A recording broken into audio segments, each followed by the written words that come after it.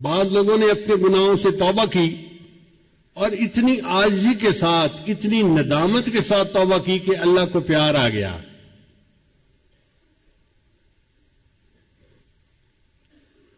مامون رشید ایک مسلمان بادشاہ تھا، اس کی بڑی آرام کی، شان و شوکت کی، ٹھاٹھ کی زندگی تھی۔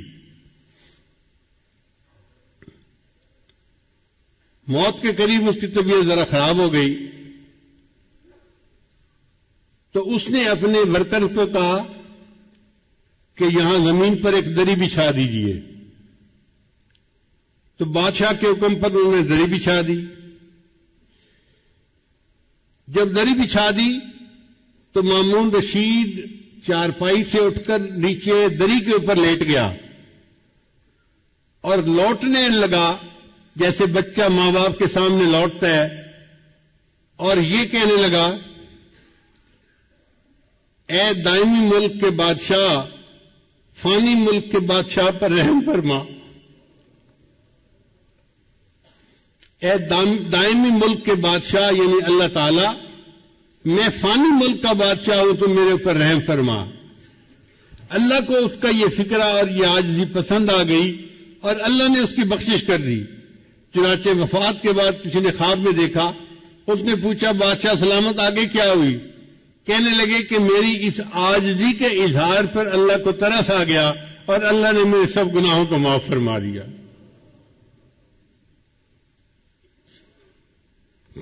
عمر بن عبدالعزیز رحمۃ اللہ علیہ ایک بڑے نیک حکمران تھے، بہت متقی انسان تھے۔ جب ان کی وفات کا وقت قریب آیا تو وہ بھی زمین پر لیٹ گئے اور یہ کہنے لگے، اللہ میں تسلیم کرتا ہوں کہ میں نے زندگی میں گناہ کیے ہیں۔ اے اللہ میں تسلیم کرتا ہوں کہ میں نے زندگی میں گناہ کیے ہیں، اگر تو معاف کر دے تو تیرا احسان ہے، اور اگر معاف نہ کرے تو تیرا عدل ہے، مگر میں گواہی دیتا ہوں کہ تیرے سوا کوئی معبود نہیں اور محمد صلی اللہ علیہ وسلم تیرے سچے رسول ہیں۔ یہ الفاظ کہہ کے اس کی وفات ہو گئی، یعنی کلمہ پڑھ کے فوت ہو گیا۔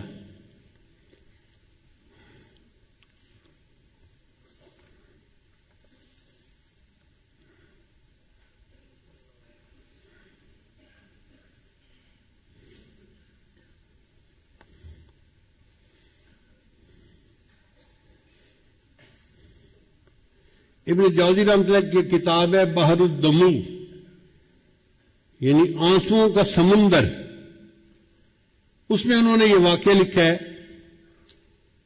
کہ بنی اسرائیل کی ایک عورت تھی جو حسن و جمال میں اپنی مثال آپ تھی، اور وہ بدکار تھی۔ گھر کا دروازہ کھلا رکھتی تھی اور بن سنور کر چارپائی کے اوپر بیٹھ جاتی تو اس کے دروازے کے سامنے سے گزرنے والے نوجوان جب اس پر نظر پڑتی تو وہ بہک جاتے تھے۔ وہ ان سے کچھ رقم لیتی تھی اور ان کو گناہ کا موقع دے دیتی تھی۔ ایک مرتبہ ایک نوجوان بڑا نیک تھا، وہ ادھر سے گزرا، قدرتاً اس کی بھی نظر اس طرف اٹھ گئی تو اس نے دیکھا کہ اتنی خوبصورت عورت، اس کو بھی شیطان نے بہکایا۔ تو اس نے اس گھر کے جو کام کرنے والی تھی اس سے پوچھا کہ تیری مال کا مرد کو قریب کیسے آنے دیتی ہے؟ اس نے کہا جناب 1000 دینار لیتی ہے اور پھر اس کو اپنے ساتھ وقت گزارنے کا موقع دیتی ہے۔ اب یہ نوجوان واپس تو گھر آ گیا، مگر سوچتا رہا کہ میں 1000 دینار اکٹھا کروں پھر مجھے اس عورت کے ساتھ وقت گزارنے کا موقع مل جائے گا۔ اس نے محنت کی، مزدوری کی، 1000 دینار اس سے جمع کر لیے۔ ایک دن یہ اس عورت کے پاس گیا اور 1000 دینار اس نے دے دیے۔ عورت نے کہا کہ ٹھیک ہے اب تم آؤ اور میرے ساتھ چارپائی پہ بیٹھ سکتے ہو۔ یہ جب اس کے ساتھ چارپائی پر بیٹھا نا تو اس کے دل پہ اللہ کا خوف غالب آ گیا کہ اب تک میں نے جو عبادت کی ہے کہیں اللہ تعالیٰ اس عبادت کو ٹھکرا نہ دے کہ تو بالآخر گناہ کا ارتکاب کر بیٹھا۔ اب عورت انتظار میں تھی کہ میں نے جب اسے بلا لیا ہے تو یہ اب اپنی خواہش پوری کرے گا، مگر وہ بندہ تو بہت ہی خاموش چپ بت بن کے بیٹھا ہوا ہے۔ تو عورت نے اس سے پوچھا کہ بھائی میں نے تو تمہیں یہاں نہیں بلایا، تم خود آئے ہو۔ اس نے کہا میں اپنے نفس کی خواہش کی وجہ سے آ تو گیا تھا، لیکن جب میں یہاں چارپائی پر آ کر بیٹھا ہوں نا تو میرے اوپر اللہ کا خوف غالب آ گیا اور میں نے ارادہ ترک کر دیا، میں تیرے ساتھ گناہ نہیں کروں گا، اور جو 1000 دینار میں نے دیے ہیں وہ بھی تیرے ہی، میں تجھ سے واپس نہیں لیتا اور میں اپنے گھر جا رہا ہوں۔ یہ کہہ کے وہ نوجوان گناہ کیے بغیر اٹھا اور اپنے گھر کی طرف چل پڑا۔ عورت نے اس سے جاتے جاتے پوچھ لیا کہ تم کس گاؤں کے رہنے والے ہو؟ اس نے گاؤں کا نام بتا دیا۔ چند دن گزرے تو اس عورت کے دل میں خیال آیا کہ یہ ایسا نوجوان ہے جس نے پہلے کبھی گناہ نہیں کیا، پہلا گناہ کرنا تھا اور اس پر اتنا خوف غالب آ گیا، اور میں تو روز گناہ کرتی ہوں اور میں توبہ نہیں کرتی، تو مجھے بھی اللہ سے ڈرنا چاہیے۔ چنانچہ اس نے نیت کر لی کہ میں بھی آج کے بعد یہ بدکاری والے گناہ کو چھوڑ دیتی ہوں۔ چند دن گزرے تو اس کا بھی زندگی گزارنا مشکل بن گیا۔ جیسے عورت مرد کی ضرورت ہے، مرد عورت کی ضرورت ہے۔ اس عورت نے سوچا کہ میں اسی نوجوان کا پتہ کرتی ہوں اور اگر وہ ہے تو میں اس کے ساتھ نکاح کر کے نیکی کی زندگی گزارتی ہوں۔ چنانچہ یہ عورت اس کے گاؤں میں گئی اور اس بندے کا نام پوچھا، انہوں نے گھر بتا دیا کہ فلاں جگہ گھر ہے۔ یہ عورت آئی اور اس نے اس کے گھر کا دروازہ کھٹکھٹایا۔ جب گھر کا دروازہ کھٹکھٹایا تو اللہ کی شان، وہی نیک نوجوان دروازہ کھول کر باہر نکلا پوچھنے کے لیے کہ کون ہے۔ جب نوجوان کی اس عورت پر نظر پڑ گئی تو وہ تو حیران ہو گیا کہ جس گناہ سے بچ کے میں گھر آیا تھا اب وہ عورت تو میرے دروازے پر چل کر آ کر کھڑی ہو گئی۔ تو اس نے ایک زور کی آہ بھری اور وہ گرا اور فوت ہو گیا۔ عورت کو بڑا افسوس ہوا، یہ چند دن وہیں رہی۔ پھر اس نے لوگوں کو بتایا تھا کہ میں تو بھئی اس کے ساتھ نکاح کے ارادے سے آئی تھی اور میں نیکی کی زندگی گزارنا چاہتی تھی۔ گھر والوں کو اس عورت سے ہمدردی ہوئی تو انہوں نے عورت کو کہا کہ وہ بندہ تو فوت ہو گیا،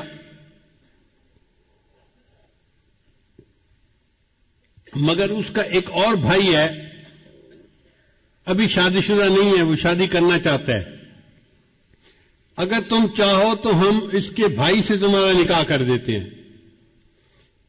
تو وہ عورت کہنے لگی بہت اچھا۔ چنانچہ اس عورت کا اس کے بھائی سے نکاح ہو گیا۔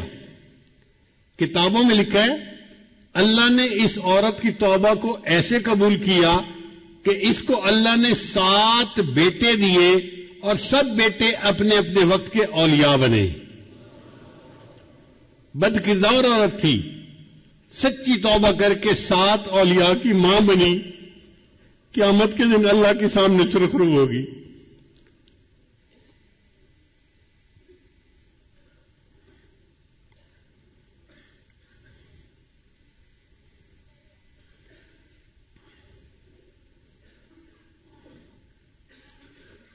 بنی اسرائیل کا ایک نوجوان تھا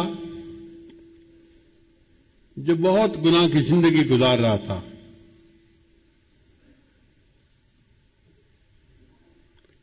حضرت موسیٰ علیہ السلام کے پاس آیا، حضرت میں اتنا گناہگار، اتنا گناہگار، اتنا گناہگار، اب میرے لیے کیا صورت ہو سکتی ہے؟ تو موسیٰ علیہ السلام نے فرمایا بھائی توبہ کر لو، اللہ تعالیٰ معاف کر دیں گے، اور اگر توبہ نہیں کرو گے تو گناہ معاف نہیں ہوں گے، جہنم جاؤ گے۔ موسیٰ علیہ السلام کی طبیعت ذرا جلال والی تھی. جب انہوں نے تھوڑا ڈانٹ ڈپٹ کر دی تو یہ نوجوان گھبرا گیا. کہتے ہیں کہ یہ جنگل میں چلا گیا اور وہاں جا کے اس نے اللہ کے سامنے بڑی دعا مانگی. اللہ میری توبہ کو قبول کر لے، اللہ میرے گناہوں کو معاف کر دے، معاف کر دے. اب دعا مانگتے مانگتے اس نے ایک اور بھی دعا مانگی. یا اللہ، اگر میرے گناہ اتنے ہو گئے ہیں کہ تیری رحمت ان کو معاف نہیں کرنا چاہتی اور آپ مجھے جہنم بھیجنا چاہتے ہیں، تو اے اللہ باقی جو میری قوم ہے نا، ان کے گناہ بھی میرے سر پہ ڈال دے تاکہ میں اکیلا جہنم چلا جاؤں، باقی تو جنت میں چلے جائیں. اس نوجوان کی یہ بات اللہ کو پسند آ گئی اور اللہ نے موسیٰ علیہ السلام کی طرف وحی نازل فرمائی کہ وہ جو نوجوان آپ سے بات پوچھنے آیا تھا اس کو ڈھونڈیے اور اس کو بتلا دیجئے کہ تمہارے رب نے تمہارے سب گناہوں کو معاف فرما دیا.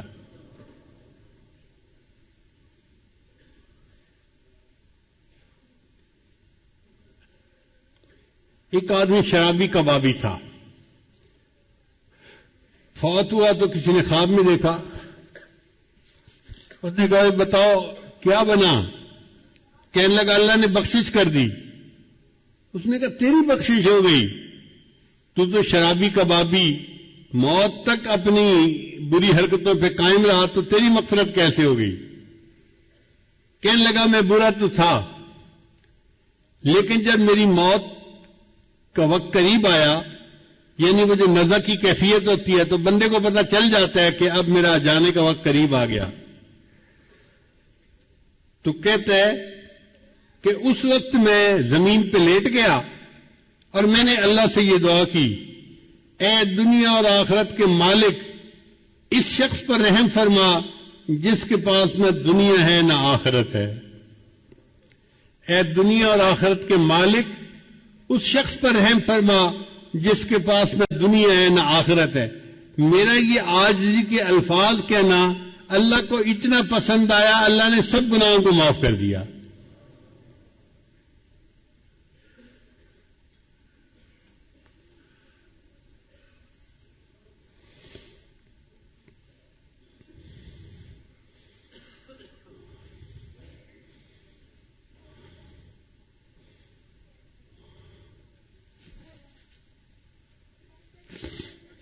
چنانچہ ایک خاتون نبی علیہ السلام کے پاس آئی، اے اللہ کے حبیب صلی اللہ علیہ وسلم، مجھ سے بڑا گناہ سرزد ہو گیا. نبی علیہ السلام نے چہرہ انور دوسری طرف کر لیا. وہ ادھر سے آ کر اس نے پھر یہی بات کی. نبی علیہ السلام نے چہرہ انور پھر اور طرف کر لیا. اس نے پھر آ کر یہی بات کہی. پھر نبی علیہ السلام چہرہ انور چوتھی طرف کر لیا. اس نے پھر آ کر یہی بات کا اقرار کیا کہ مجھ سے بڑا گناہ سرزد ہو گیا ہے. اصل میں نبی علیہ السلام اس سے 4 مرتبہ کہلوانا چاہتے تھے. اگر ایک دفعہ کہتی تو کام معاف ہو جاتا. اب چونکہ اس نے 4 مرتبہ گواہی دے دی تھی تو نبی علیہ السلام نے فرمایا کہ تجھے کوئی شک ہو گیا ہوگا، وہم ہو گیا ہوگا. اس نے کہا اللہ کے نبی صلی اللہ علیہ وسلم، وہم والی کوئی بات نہیں، میں نے بڑا گناہ کیا اور اس وقت بچہ میرے پیٹ میں پل رہا ہے، میں بچے کی ماں بننے والی ہوں، کوئی شک والی بات نہیں ہے. تو نبی علیہ السلام نے فرمایا اچھا، جب تک بچے کی ولادت نہیں ہو جاتی تم جاؤ، جب ولادت ہو جائے پھر میرے پاس آنا. یہ عورت اپنے گھر واپس چلی گئی. آپ غور کریں، اس عورت کے سر پہ پولیس مسلط نہیں تھی، یہ کہیں جیل کے کمرے میں بند نہیں تھی، یہ اپنے گھر میں تھی. اگر یہ چاہتی وہاں سے کہیں چلی جاؤں دور تو یہ اپنے ہسبینڈ کے ساتھ کسی اور بستی میں جا کے رہ جاتی، مگر یہ بھاگی نہیں اور اپنی بات سے پیچھے بھی نہیں ہٹی. جب بچے کی ولادت ہو گئی تو اپنے بچے کو لے کے پھر نبی علیہ السلام کی خدمت میں آئی. اے اللہ کے حبیب صلی اللہ علیہ وسلم، میرا بچہ پیدا ہو گیا، بیٹا پیدا ہوا ہے، اور میں آئی ہوں کہ آپ مجھے پاک کر دیجئے، میں قیامت کے دن اللہ کے سامنے ناپاک حالت میں نہیں جانا چاہتی. تو نبی علیہ السلام نے فرمایا تمہارے قریب میں کوئی عورت ہے جو اس بچے کو دودھ پلائے؟ تو پتہ چلا کہ کوئی اور عورت ایسی نہیں تھی بچے والی جو اس کو بھی دودھ پلاتی. اس زمانے میں ڈبوں کے دودھ تو ہوتے نہیں تھے، مائیں دودھ پلاتی تھیں، تو کوئی اور عورت قریب نہیں تھی.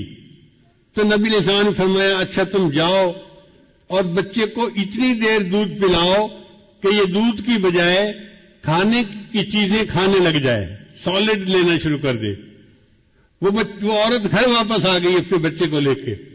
اب اس کے پاس 2 سال کا وقت تھا، کیونکہ دودھ پلانے کی عمر عامین یومین کاملین 2 سال پورے ہوتی ہے. اس عورت نے بچے کو 2 سال دودھ پلایا تو بچہ اتنا بڑا ہو گیا کہ وہ روٹی کا ٹکڑا کھانے کے قابل ہو گیا. چنانچہ وہ اپنے بچے کو اس حال میں لائی کہ بچے کے ہاتھ میں روٹی کا ٹکڑا تھا اور بچہ روٹی کا ٹکڑا کھا رہا تھا. یہ پروف تھا اے اللہ کے نبی صلی اللہ علیہ وسلم اب میرا بچہ دودھ کا محتاج نہیں رہا. اے اللہ کے نبی صلی اللہ علیہ وسلم میرے اوپر حد جاری کیجیے اور مجھے پاک کر دیجیے. اس کا مطلب یہ کہ اس عورت کے دل میں ایک آگ لگی ہوئی تھی ندامت کی، شرمندگی کی، کہ میں گناہ تو کر بیٹھی ہوں لیکن میں اس گناہ کی حالت میں اپنے رب کے سامنے نہیں جانا چاہتی. میں چاہتی ہوں کہ میرا اللہ میرے گناہ کو دنیا میں معاف کر دے اور میں آخرت کی ذلت سے بچ جاؤں. چنانچہ نبی علیہ السلام نے اس عورت کو رجم کرنے کا حکم دیا. حضرت عمر رضی اللہ عنہ نے جب اس عورت کو پتھر مارا تو خون کا کوئی چھینٹا ان کے کپڑے پر آ کر گرا. تو انہوں نے اس عورت کو کہا یہ کتنی ایسی ہے اور ویسی ہے، اپنے قبیلے کو بھی بدنام کیا، ماں باپ کو بھی بدنام کیا، اور ایسی حرکت کرنے پہ تجھے شرم نہیں آئی. جب حضرت عمر رضی اللہ عنہ نے اس کو ڈانٹا تو نبی علیہ السلام نے فرمایا عمر اس کے بارے میں کوئی ایسی بات نہ کہو، لقد تابت توبتن، اس عورت نے ایسی سچی توبہ کی ہے، اس کی توبہ کے ثواب کو مدینہ شہر کے سب لوگوں میں تقسیم کر دیا جائے، اللہ سب کے گناہوں کو معاف کر دے. تو گناہگار اپنے گناہوں سے توبہ کرتا ہے، اللہ اس کے بدلے پورے شہر کے لوگوں کے گناہوں کو معاف فرما دیتا ہے. اور حضرت موسیٰ علیہ السلام کے زمانے کے ایک نوجوان کا واقعہ ہے کہ جس میں اللہ تعالیٰ نے ارشاد فرمایا اے موسیٰ علیہ السلام اس بندے نے، نوجوان نے ایسی سچی توبہ کی کہ اگر ساری دنیا کے جتنے گناہگار ہیں ان کی بخشش کی یہ دعا کرتا تو میں ساری دنیا کے گناہگاروں کی بخشش فرما دیتا.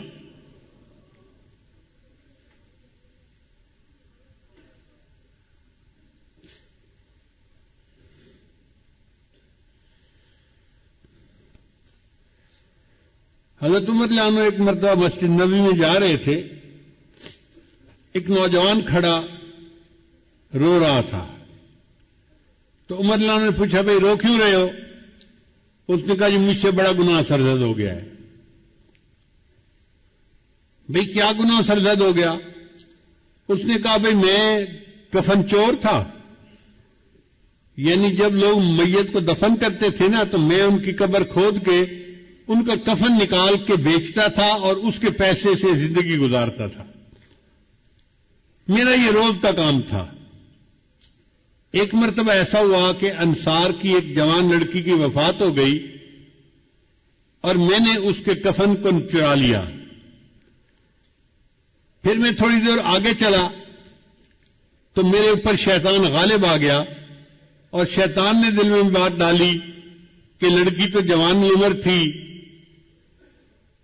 تو کیوں نہ میں اس سے اپنی خواہش ہی پوری کر لوں. تو میں واپس آیا، میں نے دوبارہ قبر کو کھودا، لڑکی کی میت کو نکالا اور اس کے ساتھ میں نے منہ کالا کیا. اب میرے دل پر ایک غم ہے کہ میں نے زندہ کی بجائے مردہ کے ساتھ گناہ کیا، تو کیا میرا گناہ معاف ہو سکتا ہے؟ حضرت عمر رضی اللہ عنہ کو یہ سن کر بہت جلال آیا کہ یہ کیسا انسان جو مردوں کے کفن چوری کرتا تھا اور پھر ایک مردہ لڑکی کے ساتھ اس سے بدکاری کی. تو حضرت عمر رضی اللہ عنہ نے خود جواب نہیں دیا، فرمان لگے آؤ میں تمہیں نبی اسلام کے پاس لے چلتا ہوں. چنانچہ نبی علیہ السلام کے پاس لائے، عرض کیا اے اللہ کے حبیب صلی اللہ علیہ وسلم، یہ ایک نوجوان ہے، اس سے بڑا گناہ سرزد ہو گیا، یہ آپ سے پوچھنے آیا ہے۔ تو نبی علیہ السلام نے فرمایا بھئی کیا مسئلہ پوچھنے آئے ہو؟ نوجوان نے ساری صورتحال بتائی۔ جب اس نے یہ بتایا نا کہ میں نے تو مردہ لڑکی کے ساتھ گناہ کیا، تو نبی علیہ الصلوۃ والسلام کو بھی بہت جلال آیا، اور نبی علیہ السلام نے اس نوجوان کو ڈانٹا کہ تو اتنا جو ہے وہ سنگ دل اور جیسے بندہ بات کرتا ہے۔ تو نبی علیہ السلام نے اسے ڈانٹا کہ تجھے ذرا حیا نہ آئی کہ تو نے ایک مردہ عورت کے ساتھ بدکاری کی، یہ کیا وہ کیا۔ جب اس نوجوان نے دیکھا کہ نبی علیہ السلام بھی مجھے ڈانٹ رہے ہیں تو وہ وہاں سے کھسک گیا، اور وہ مسجد نبی سے نکل کے سیدھا باہر دیہات میں گیا، ویرانہ تھا جہاں۔ 40 دن تک وہ نوجوان اللہ کے سامنے روتا رہا۔